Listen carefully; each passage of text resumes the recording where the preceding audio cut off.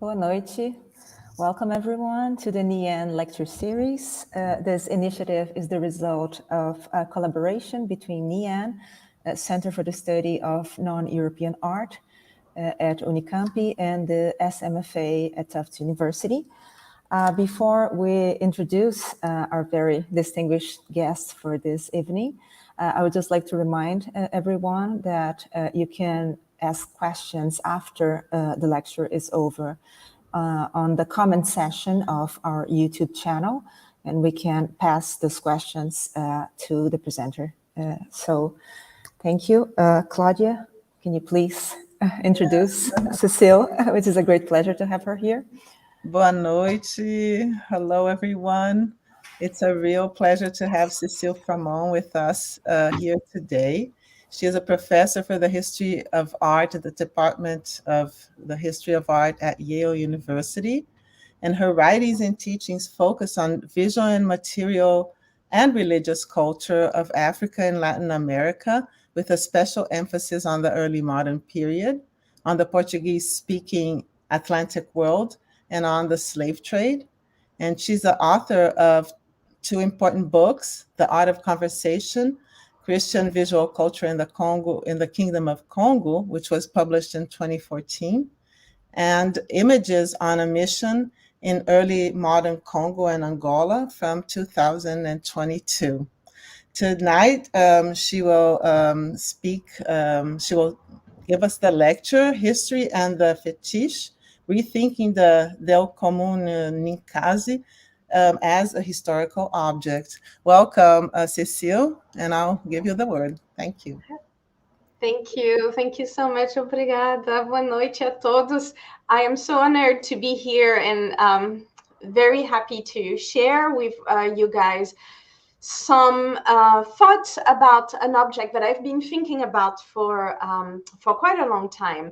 I hope we can think together about some of its historical significance. So let us get started. Here we go. Oh, here we go. The 1870s were a time of crisis in the West Central African town and trading center of Boma on the northern shore of the Congo River. And you can see Boma is right here on the map.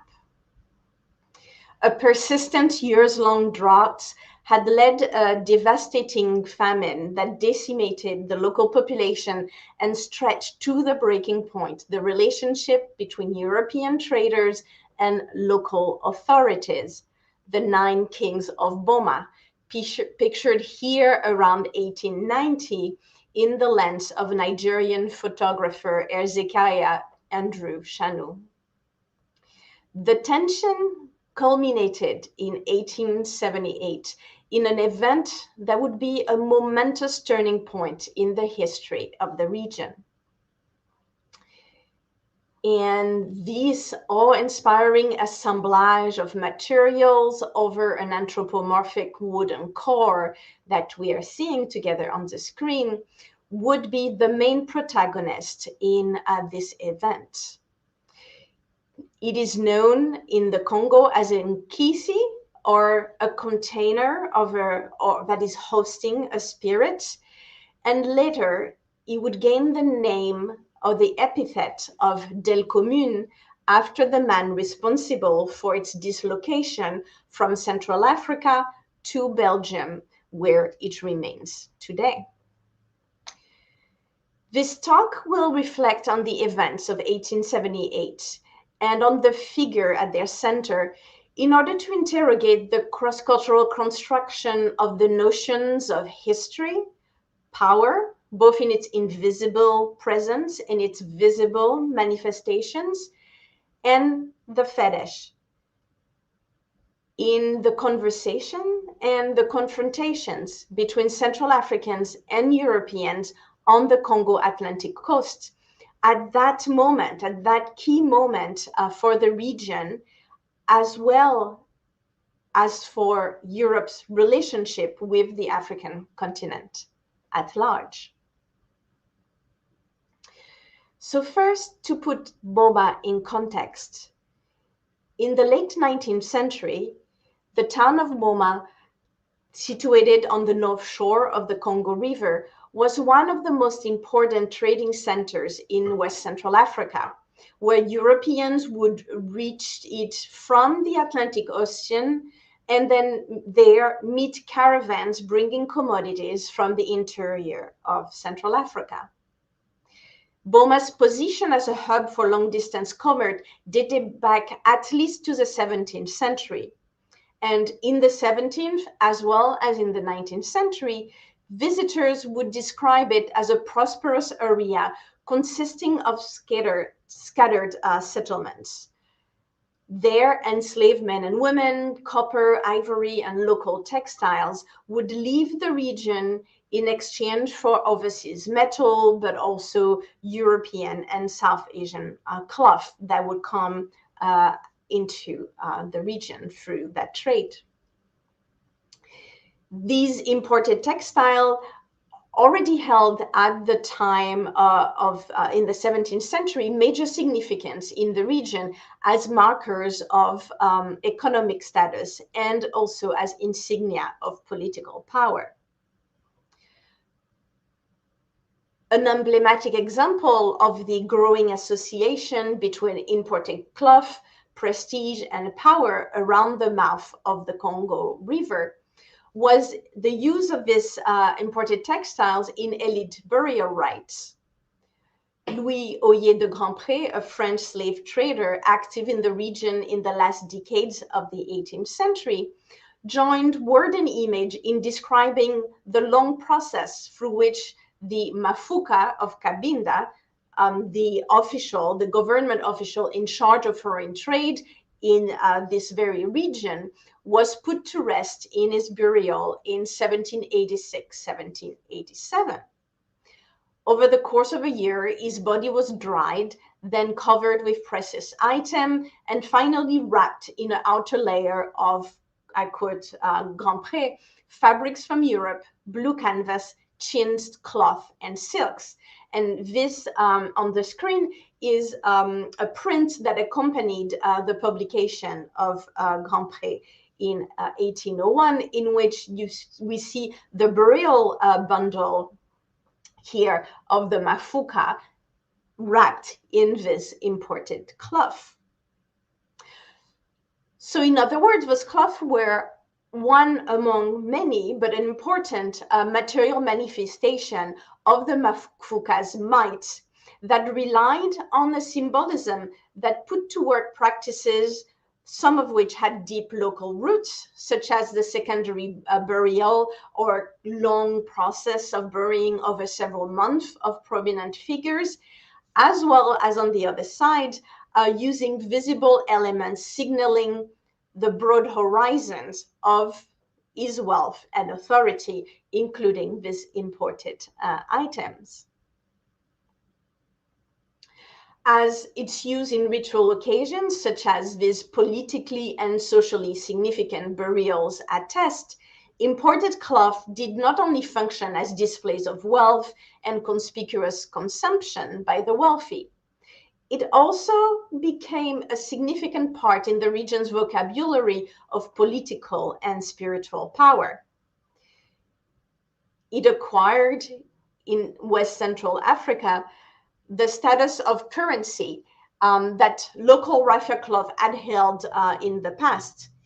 In the 19th century, textiles were still the main currency in foreign trade on the Central African coast, where they would be known mostly through their Portuguese name of cortadas or fazenda de lei, or literally customary cloth or money cloth. And these are examples from Dutch traders showing this type of cloth. This fazenda de lei that served as yardstick of value was a blue and white checkered cloth, well known in the visual culture of the region.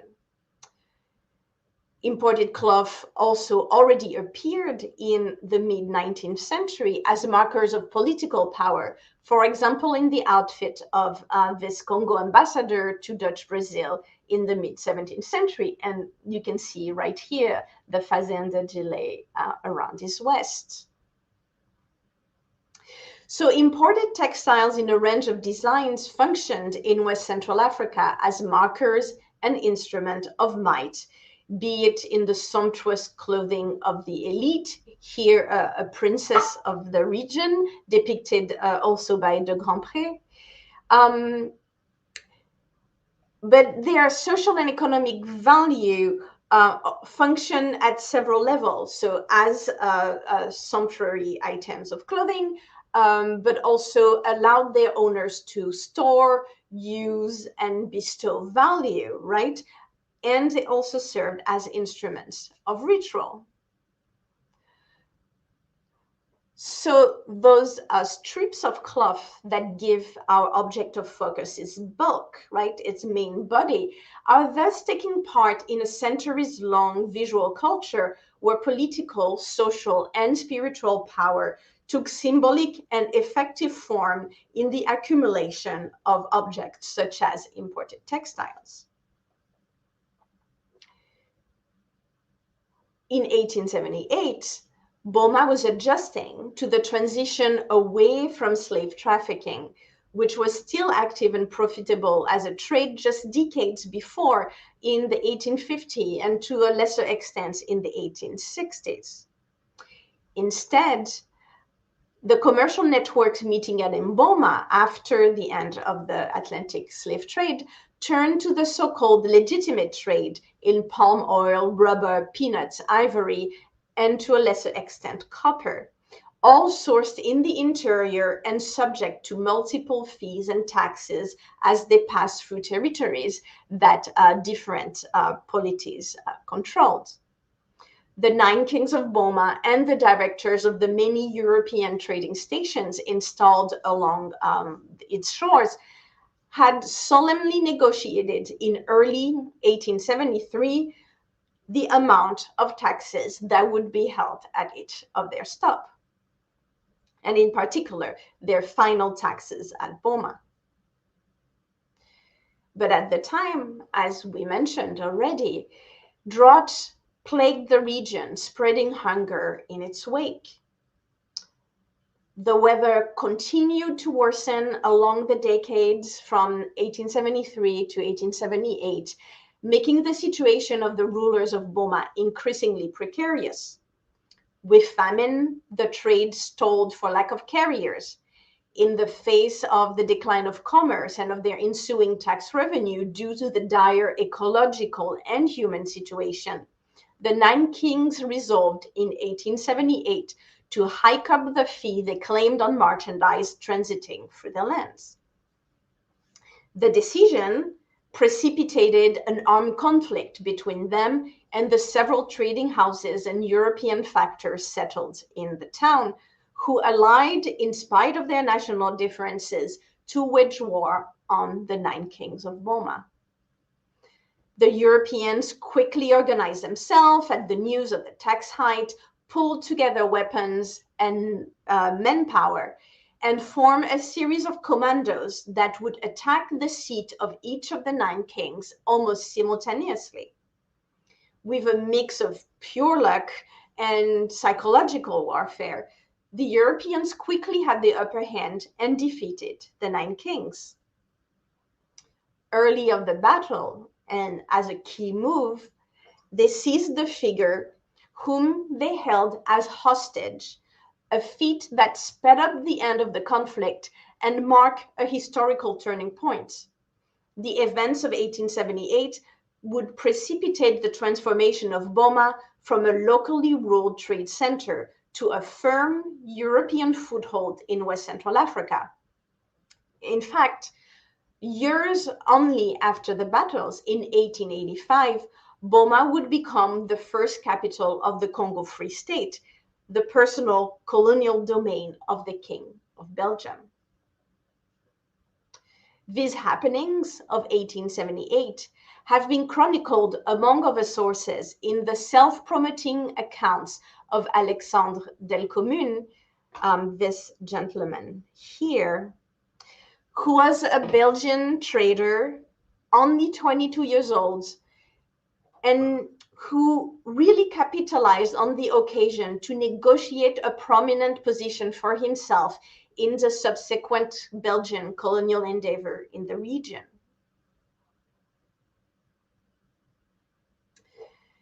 Their talk, however, was the talk of sordid buccaneers. Joseph Conrad wrote of Delcommune and his men in the Heart of Darkness, the infamous novella published in series in 1899. It was reckless without hardihood, greedy without audacity, and cruel without courage. There was not an atom of foresight or of serious intention in the whole batch of them, and they did not seem aware that these things are wanted for the work of the world. To tear treasure out of the bowels of the land was their desire, with no more moral purpose at the back of it than there is in burglars breaking into a safe. Who paid the expenses of the noble enterprise, I don't know, but the uncle of our manager was leader of that lot. The inspiration for the uncle of our manager, or the leader of that lot, that Conrad vividly describes was none other than Delcommune. My intervention today does not reflect on the material violence of that lot, but instead focuses on a little noted aspect of the unfolding events of 1878. That of the close relation and intimate dealings between the European traders, including Delcommune, and the spiritual environment of the Congo coast. The character that the author of the infamous novella pens as the head of a moral shallow crew did not stand, as colonial lore would have us believe, and as post-colonial literature has amply denounced, at a haughty and oblivious distance from the spiritual economy of the region he ambitioned to master. Rather, I will argue here that his actions demonstrate his engagement with and his entanglements into local power and its instruments. Delcommune perceived and acted upon the visible and invisible means through which the rulers of Boma achieved perceptible results, first among which the mighty instrument that was the great Nkisi that he seized. In spite of the dismissive tone of his own recollections, recomposed decades after the moment of the battle, it is clear that the Belgian youth encountered and treated the Nkisi as an actor imbued with autonomous power. Indeed, indubitably, the Nkisi figure played a central role in establishing Delcommune's position in history, and in many regards, man and object have become inextricably linked to each other. The wooden figure that we focus on today is still broadly, if unofficially, known as Le Delcommune or Le Nkisi Delcommune, in a variation and euphemism for his long-held nickname of Le Fétiche Delcommune, or the Delcommune fetish. The now elided term of fetish was once and still is widely used to label this and many other African objects, although it has been the topic of much debate and controversy. For some, the negative connotations it carries makes it an inviolable term, carrying the semantic burden of its links to notions of irrationality, misplaced and futile spiritual investments, and general lack of cultural sophistication. Fetishism's position in evolutionary accounts as a first primitive stage in the development of human religion since Charles de Brosse in the 18th century made it indeed a problematic and burdensome term. Avoiding it altogether in favor of power object has been the preeminent position in English language scholarship since at least the 1980s. The term, however, has known a different trajectory in continental Europe, in particular in France and Belgium, where it is still today used broadly in the vernacular, if not as much in scholarly circles. Yet, there is no accepted translation for the English power object in French. Fétiche still continues to be used, and interestingly and importantly, it is also widely used still in Francophone Africa to talk about these categories of objects.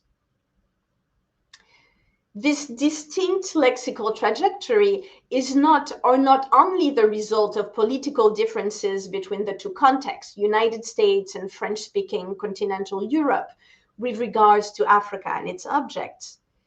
It is a point that in itself would warrant further discussion. But what concerns me here is to interrogate the persistent term as an object of inquiry of unique importance to the understanding of the shared history between Europe and Africa. In lexicon, discourses, battles, museums, and memory, the fetish has been at the core of the definition of the nature of power and its relationship with the material world, upon which the relationship between the two continents actually rests. In our example, it is the word that Delcommune uses to name the figure as le grand fétiche de guerre, or the great, or maybe the tall war fetish. Fetish is in fact a historical term that is particularly at home in a place like Boma. It emerged in the parlance of Europeans, mainly Dutch merchants in the 17th century, drawing from a local pidgin use of the Portuguese word feitiço on the African Atlantic coast. The merchants used the term to call a broad range of objects that they encountered on the African continent coast as part of their trading endeavors. In the phrasings of these merchants, whose concerns were in commerce and negotiation rather than ethnography or theology, the term referred to what they perceived as their African interlocutors' beliefs in the ability of certain material objects to influence the course of things in the visible worlds. This belief they judge irrational, caused by a misunderstanding of natural causality and of the value of objects, be they social, aesthetic, or religious. But misunderstanding, of course, cuts two ways. What was irrational was what did not fit the traders' preconceived templates about value, about the nature and shape of the numinous, and most importantly, about the mechanics of economic exchange. So faulty causality was often a matter of lack of perspective. But I'm particularly interested in the merchants' concerns about the relationship between the objects they identified as fetishes and the course of things, or in other words, about the fetish's potential as historical agent, which is something that the traders, in their dismissal of the object or their suspicion of the objects, clearly recognized.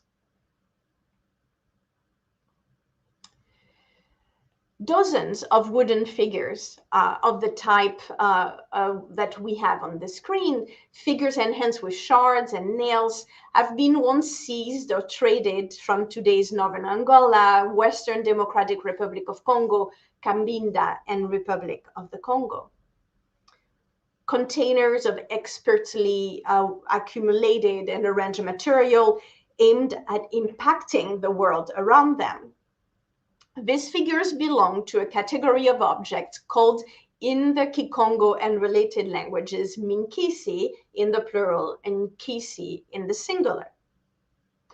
Minkisi are complex combinations of concrete and abstract ingredients that trained practitioners composed to lure invisible forces into containers of various kinds.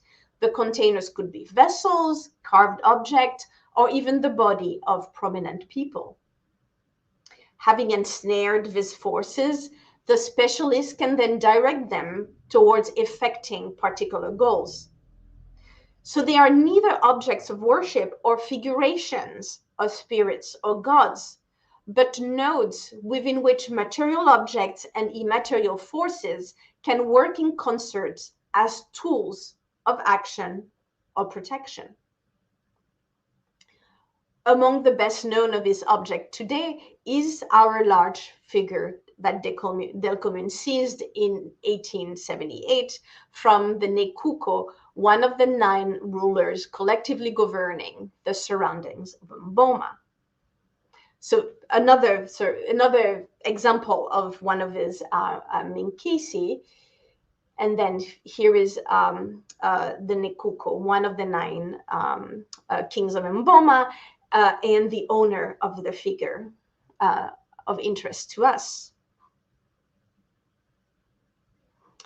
Over 1 meter high, the anthropomorphic wooden structure, topped with an intense face and grounded with 2 stocky feet, disappears under a dense material covering. Metal blades and nails, themselves surrounded by textiles of all types and designs, cover its chest and arms, while a net ensnares its legs. The back view reveals the actual thinness of his torso. The bulk of the figure does not come from the wooden carving, but from the pharmacopoeia of ingredients added to it. The back also shows the 2 spaces left on its arms, free of accumulative elements to allow for carrying. So here on the screen, the torso is here, and then these are basically handles, places to grab the object, to be able to move it from one place to the other. The Nkisi traveled from place to place, market to market, where its specialists would activate it in public ceremonies. Activation left visible traces in the figure in the form of the items added during the ritual. The visual impact of the figure derived in part from the multiplication of nails, shards, and knots because of the association between each item with a particular moment of activation of the figure, and by inference with a specific issue addressed and presumably solved. Each nail, each shard, stands in principle as a warrant of a particular contract or agreement between parties. In practice, the relationship between form and function expectedly was more complex than this simple binary. Anthropologist White McGaffey has demonstrated that figures could be partially or fully prefinished with nails and shard, often in a transfer, or as he says it, a franchising of a particular powerful Nkisi into subsidiary figures. So visual impact and history of activation operated in concert as 2 elements enriching one another, but not exactly 2 coterminous elements.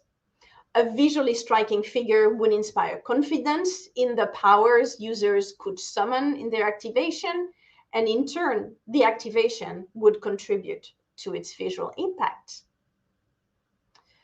Similarly, the armor-like shell of metal and textile around the Nkisi dynamically links the figure to its surroundings in an ambivalent and visually striking bidirectionality. What constricts and penetrates the figure is also what forebodingly extends its body into the dimensional and social space around it.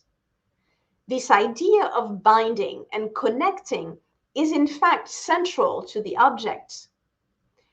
The ethnographic notes that Swedish missionary Carl Laman collected about Minkisi around 1900 from a large group of local scholars and informants included specific terminology employed in the description of the so-called nail figures.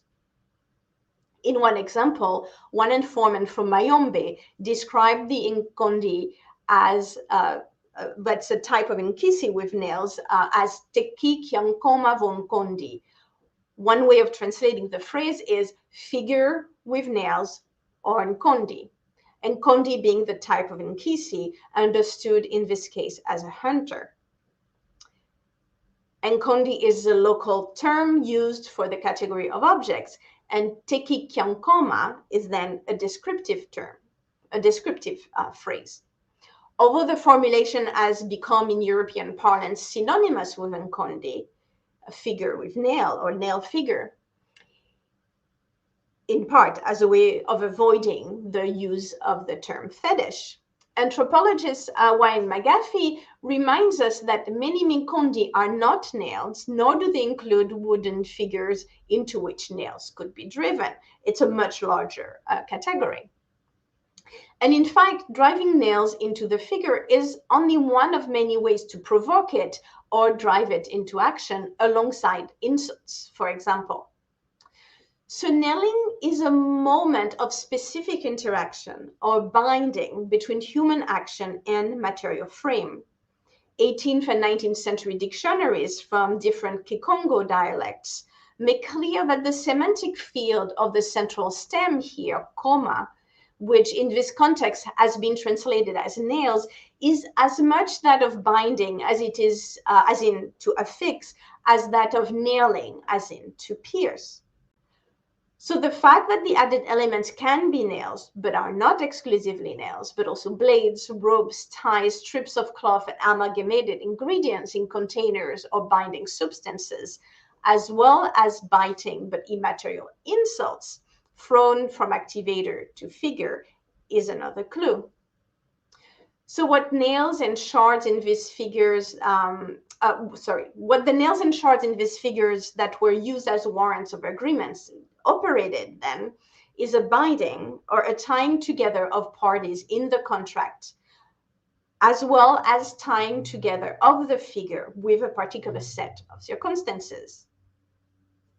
Singular nails physically link different parties to a social contract, to the figure through their body fluids, hair, or strips of cloth affixed to the nail.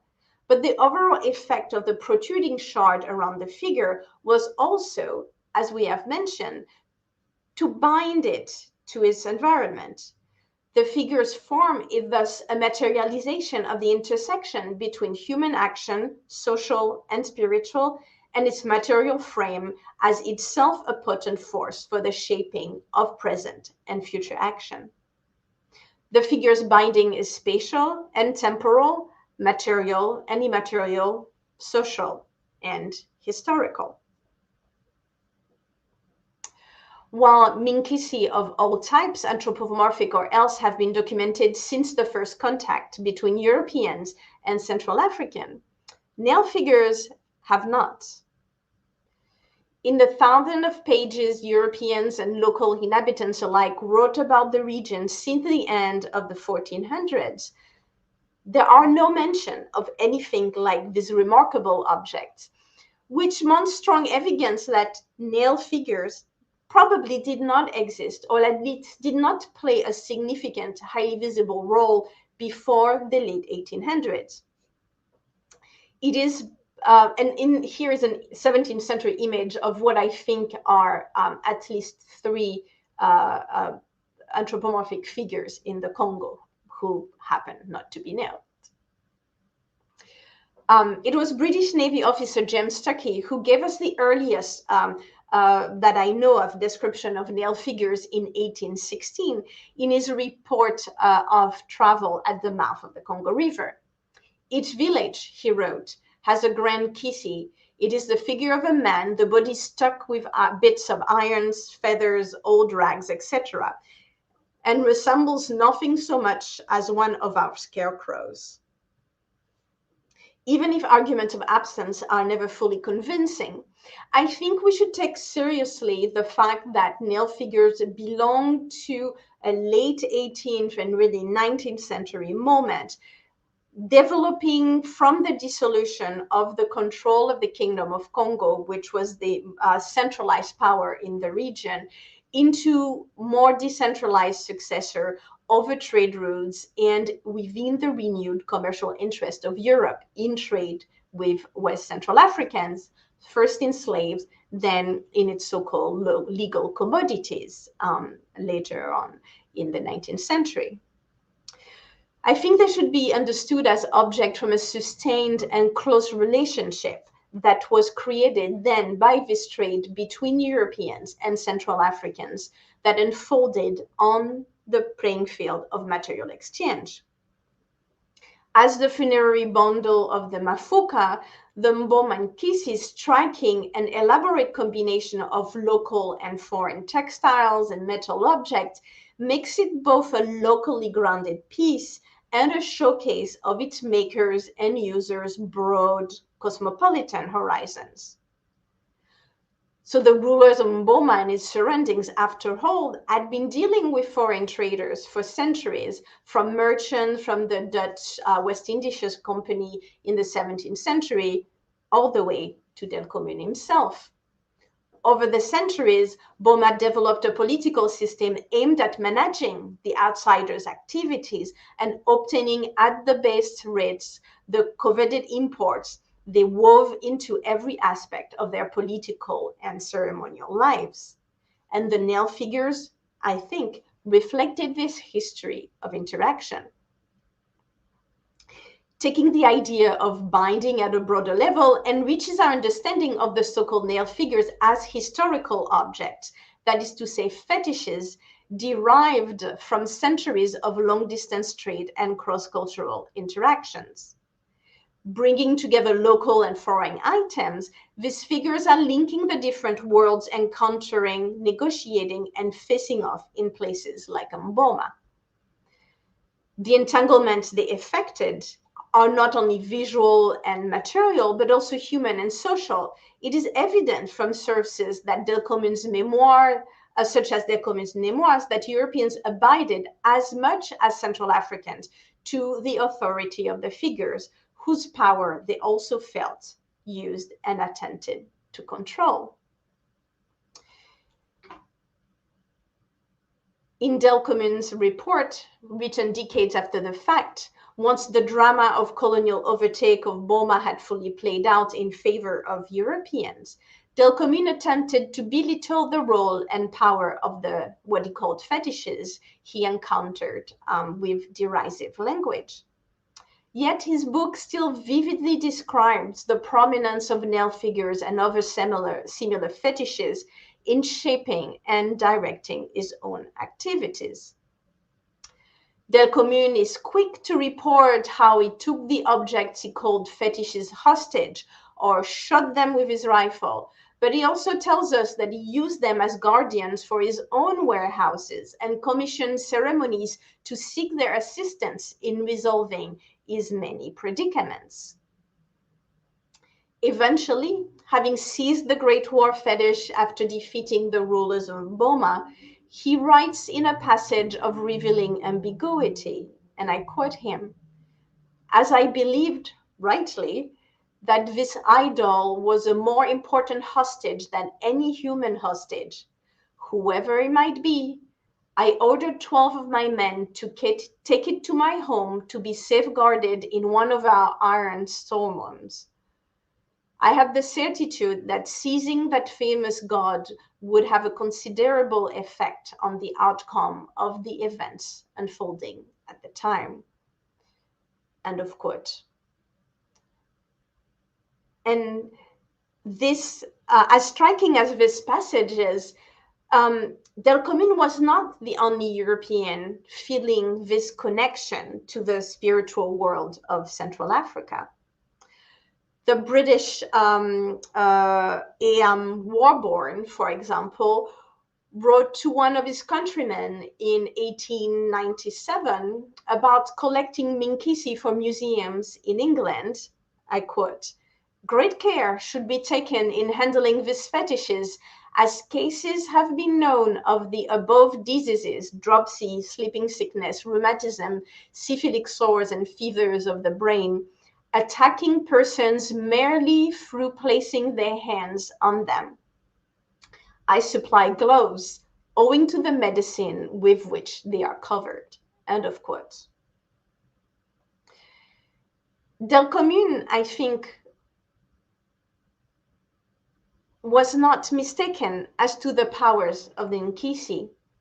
The defeat of the 9 kings of Boma and the capture of the Great Fetish marked a turning point in the region's history. The kings had to pay a heavy fine, abandon the tax increase, and Delcommune denied their request to have the great fetish back. It was war, Delcommune concluded in his chapter on the Boma conflict. It was this war that broke forever the prestige of the kings of Boma and affirmed considerably the authority of Europeans. A month later, Delcommune still held the fetish at his side and continued to refuse to give it back, in spite of the handsome ransom the Nekuko offered. Without this great Nkisi, the African king continued to see his power fade until being completely defeated by a local competitor. And still, Delcommune kept his fetish close. In 1883, the Belgian man joined the International African Association, the front organization masking the ambitions of King Leopold II to make Central Africa his own personal domain to own and exploit at will, as suggested in this caricature a little bit later. It was likely shortly before or after his adhesion to the association in 1883 and before the dissolution of the community in 1884 that he gifted the Nkisi that he had brought back to Brussels with him. In short order, the defunct organization who'd paved the way for the scramble for Africa in which the Belgian king triumphed. As for the figure, it began its long career in Europe as an exhibition star. It first joined the collection of the Royal Museum of Weaponry, Antiquities and Ethnology at the Porte de Halle in Brussels, then participated in the World Exhibition of Antwerp in May 1885, and eventually joined the Museum of the Belgian Congo. From there, it visited museums and exhibition halls in metropolis around the globe until today. In its new role, it continued to act as a fetish or a historical object that both materialized and created the conditions for the emergence and trajectories of notions of African art, and through them, the definition of the colonial, anti-colonial, and post-colonial relationship between Africans and Euro-Americans. From the disavowal of the formative role of colonial violence in the formulation of Belgian Art Nouveau, to the sedimentation of a canon of African art along a series of exhibitions in Europe and the Americas, to the demands and refusals of its repatriation, the Delcommune fetish has animated vividly the chiasm, the crux between human action or inaction, and the material frame it creates and within which it operates. Today, the Delcommune fetish is still in the collection of the Royal Museum of Central Africa, where for all its fame and for all its visual power, it has not always found a place in the permanent display as one figure in a collection counting hundreds, if not thousands, of his colleagues. There, on and off, when not on tour in another venue, in the art hall of the newly renovated Controversial Museum, as it did in Boma, it continues its work in the production of history as a central protagonist in the debates around the repatriation of cultural artifacts taken as part of European colonial expansions, and in the movement for the decolonization of museum collections and display. In scholarship, as in the popular press, the figure serves as a frame for questions around the violent history of acquisition at the origin of the Belgian, as well as other European museum collections, and the presence of absence of history in the museographic apparatus surrounding the object in their public displays. Thanks to the work of historian Martin Coutenier and others, the Delcommune's history is getting much attention, including in the excellent provenance page here on the screen of the museum. And ongoing calls for repatriation from the leader of Mboma continue to resonate. In 2023, as in 1878, The Delcommune figure binds together the people of Boma and the European actors engaged with the region's material and spiritual instruments as foes, as scholars, as museum keepers. It continues to function at the chiasm of human actions and its material frame.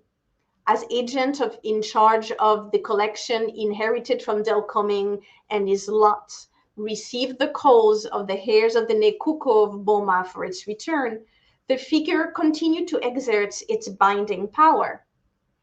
As an object created in the cross currents of long-distance trade on the Central African Atlantic coast, as a protagonist in the rise of Belgium's colonial ambitions in the guerrilla ambush of 1878, and as a fulcrum for demands for deeper reckonings from museums about the nature and ethics of their collections, the Delcommune fetish was and remains a historical object, that is to say, a fetish, binding together Africans and Europeans as frame and actor of their shared history.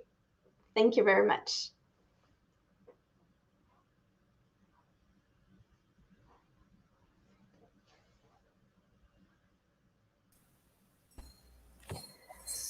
Thank you so much, Cecile, for that amazing presentation.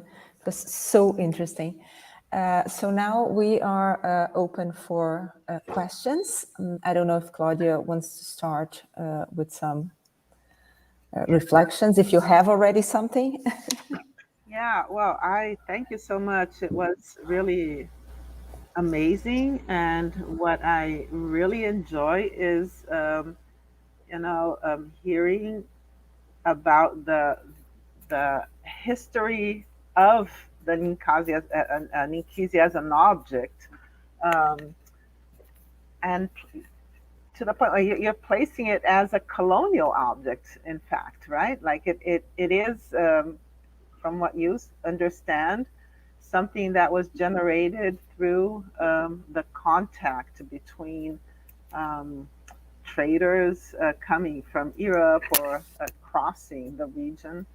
And so I think that is one of the real important elements that you bring, right? Like to think about these art objects. Now we treat them as art objects in museums with this thinking about their history, their role in history, their agency in history. No, thank you so much for that. I think, that's one of the ways in which African art history is doing very exciting work, right, as a field in, being able to confront the material that makes up its canon, right, the object that have been the subject of the field in a way that pays closer attention now to their historical specificities, right? In that we are able to think about, objects like that particular one, not only through archival work, through kind of a larger attention to building an archive that is not only ethnographic, right, as bound within like their own time and space, and then we're able to see them as a hinge, right, between the long history that brought them into the form that they took at a particular moment, and then look on the other side to the history of their, multiple and complicated reception on the European side as well as the local side. And I think it's really amazing that for a lot of these objects, in ways that we have not necessarily been able to fully consider, they are objects that are telling a common history, right? And so when we think about the repatriation, we're thinking about, reinventing a common history that is already entangled, right? But to make a decision about where we want to go from there. Yeah. So can I just ask you about the situation of repatriation? Because theoretically, the original owner was one of the kings of Boma, right? And the whole social and political structure was totally altered, and now you have a modern state, right? And how is that treated? Like, to whom would an object like this, in the case of repatriation, where would it go? Like, would it go to some relative of the king, or to the national government? Yeah, no, that's a very interesting question. And as you know, in the conversation in international law about repatriation has been one that has happened at the level of states, because these are the states are the actors that international law can and knows how to recognize, even though in some cases, including this one, the original communities and their kind of political reality in the moment when these objects were taken do not map out onto a contemporary state. And this can take on more or less fraught dimensions depending on the geography. In this particular case today, the descendant communities are asking for the object, and in a way, it's a long history of a conversation that they've asked for it right after it was taken, a few years after it was taken, around the time of Congo's independence in the 60s. They asked for it again, and in the last few years, they are doing it. So there is kind of this long kind of string of conversation that is happening in parallel to broader conversations between the government of the Democratic Republic of the Congo and Belgium, who have been, again, in conversation about this, but also a number of other objects. And after independence in the 1970s, Belgium did repatriate a fairly large number of objects to the Congo, and it went to the National Museum of Kinshasa, which is, in a geography that is very different from Boma anyways. But that's an ongoing conversation. And I think the stakes there are, again, thinking about, the forward-looking relationship between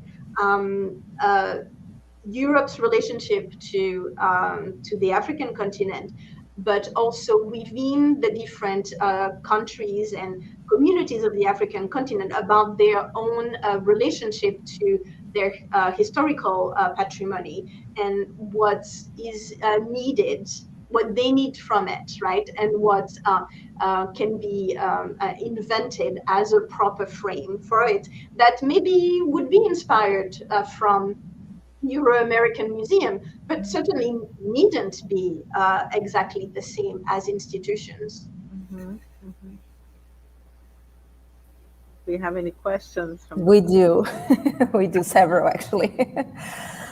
So just to take advantage of this ongoing debate on repatriation, it's very much connected. Sabrina Moura is asking about the first request of repatriation by one of the Boma kings. She wanted to hear a little more, and you also mentioned there was a ransom, like a very high value ransom that was offered. So can you tell us a little bit more about this dynamic? Because it was done, if I understand correctly, on the same year that the war happened, this first request. Yes, no, absolutely. So shortly after the events, it was calling it a war is one of the self-aggrandizing gestures of Del Commune, but it was definitely a battle that happened within a matter of hours. It was very rapid. But once, things settled and it was clear that the lines of power were redrawn, the Nekuko went to Del Comune, who was holding the figure as a hostage, as a prisoner, like as if it was a human, like a human agent, or and he uses the word hostage. And so the Nekuko goes to Del Comune and the Europeans and offer to ransom the figure, to take it back, and offers money against it. But the Europeans say no, because on the one hand, they want to use it as trophy. I think would be the most typical explanation, but I'm really convinced when we read carefully their writings and in the publications and then in the archive, that they also understand, or they also believe, I think believe is probably the word, that it is because they have the object hostage that they hold the power there. So they are really kind of holding on to it as because it has the power, right? The invisible power of creating the situation that the Europeans want. And then they send it to Europe. And it is really striking that in its movement to Europe and to the association, that then once the association has the figure, then it's able to kind of establish itself in the Congo. So of course, it is a bit of an extrapolation, but I think we should take those gestures and those kind of movement, right, in the pendulum of history seriously, because that's exactly what history is about, right? Is to think about how power is exercised and how it shifts from one side to the other. And in this case, the materialization of power in the shape of the figure helps us trace these kind of ups and downs. Thank you so much. So in a sense, the fact that they didn't want to give it back was a form of recognition of the object's power, right? In some ways. So it's very interesting. So now we have Felipe, one of the viewers, who has a question. Thank you for your question, Felipe. Felipe asks, do you have any information in your research about Roger Casimont, who traveled to the Congo and denounced the violence of King Leopold to the British Crown? Thank you for this question. I'm not sure exactly what Felipe is getting at, other than, yes, I have come across his Casimont's writings, and yeah. That's okay. Nothing specifically that I remember that I've come across that was related to that particular moment. That particular moment, okay. And finally, I think we have time. Yeah, we have time for one more question. So Sandra, another viewer, she is asking about the display of a piece like the Nkisi in museums, and how do you feel about the way it is showcased? Sandra mentioned that she saw it in, I think, an exhibition at the Metropolitan Museum in New York in maybe 2016, and she was thinking about the different ways that it can and was displayed through the years. Yes, no, thank you for that question. I mean, this object is, is a big kind of star on the circuit of African art exhibition. And so it's been traveling in many places, because it is absolutely striking visually. It is an object that it's very large. It's more than a meter high, and it has kind of this profuse assemblage of elements that are colorful and really, really striking, as it was meant to be. So on the one hand, it gives a very, it plays its role very well in a way that it was intended to. It's meant to be visually striking. It is meant to be a public object, right? Display in public. It's not something hidden, or it does not involve any kind of privileged information, for example, on the part of viewers. It's not a secret object. However, when it's not in its own context, it is detached, right, from the social contract that it was making. It's today, whether it is in BOMA or in a museum, like it is a historical object, right? It is talking about a set of histories that have now passed, right? But continue to have an import on our own time.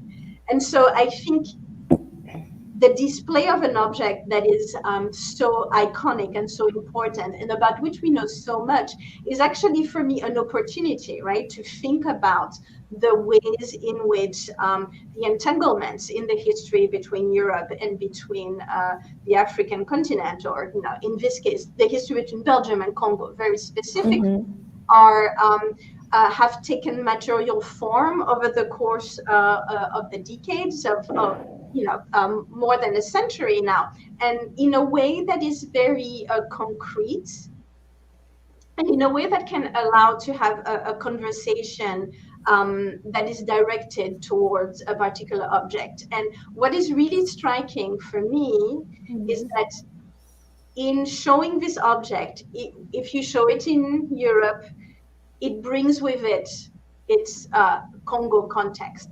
And if it is shown, if it dwells on the African continent, it is also bringing with it the European context. So it is really an object that brings together a multiplicity of stories, and that is really rich in this regard, right? In that reinvention of the relationship.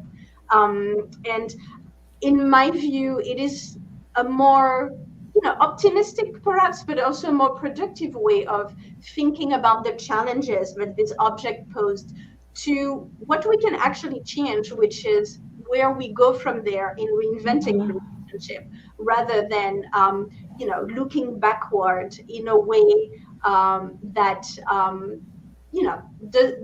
does not help us take the next step. Thank you so much. Well, I guess we'll have to wrap it up.